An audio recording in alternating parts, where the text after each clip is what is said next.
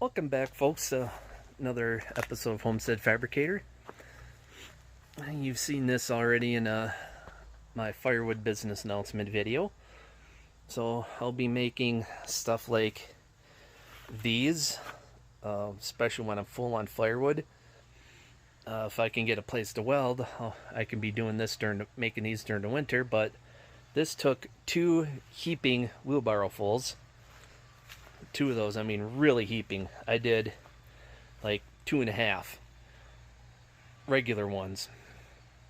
So yeah, 2 heaping ones or 2.5 regular ones. And the goal is to see how long of a campfire I can have with this, or how many. See how it burns up, because this will give me a better visual of how good or how much firewood you actually burn. Because taking it off of a big stack, kind of jumble like that, you don't know how much you're burning. So this is a better visual. This will be a better visual of how much I actually use in a normal, campfire night, say, like 3-4 hours. That's a good long campfire. So I'll gonna go in, get something to eat, maybe get cleaned up, and then then get going on the campfire. So far I got about 3 hours out of the burn. Out of that much wood, at least 3 hours. So with that, probably looking at least a 7-hour burn at least. With the kindling that's left up in there, you can easily stretch this out to 7 hours and at least 2 campfires of minimum 3 hours each. I was doing pretty good.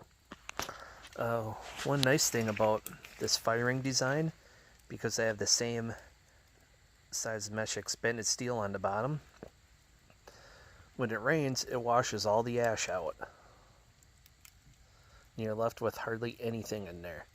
So this type of grate design is working really good, because then all you have underneath really is ash.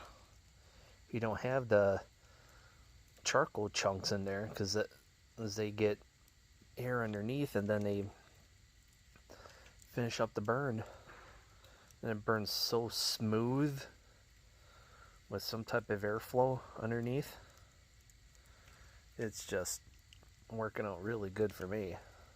Some people may not like this size of a ring or this type sitting on the old fire pit, but hey, I don't have to build an ash pan under it, because picture this thing being up another foot off the ground. Yeah, it'd be easier to load, but it'd also be harder to restack the logs. So, kind of a horse apiece.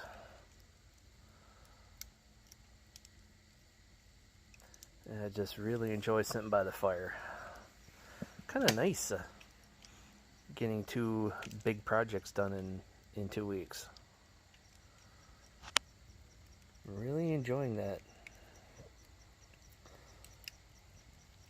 Yeah, it's so much fun. So it's actually relaxing. Yeah, sure, my back is hurting a bit afterwards, but that's because you're leaning over a lot when welding, unless you could have everything in the perfect position, which never happens in a welding world. Well, it does on rare occasions.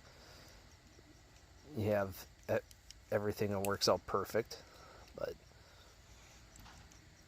it was a lot of fun working on that wood rack modified from a squared fire ring.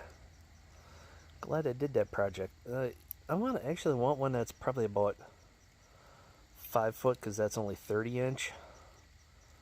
So 2.5 foot, and that's to the outside edge of the angle iron, because it's turned outward, so you could have it as grab handles when I originally meant it as a fire ring. So I just decided to turn a piece of useless metal that's just sitting around into something useful.